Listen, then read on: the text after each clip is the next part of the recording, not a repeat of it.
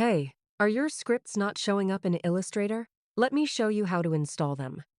First, visit this website. I've provided the link in the description. It hosts a wide variety of scripts. To download, click on the Code button and then click Download Zip to save the file.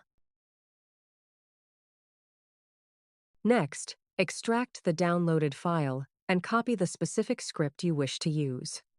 Now, navigate to your C drive, go to Program Files, then Adobe, and Adobe Illustrator, then Presets, and N, US. Finally, open the Scripts folder and paste the copied script there.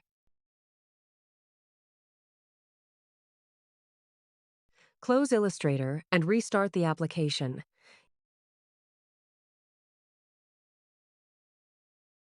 You will then see that your script has been successfully installed.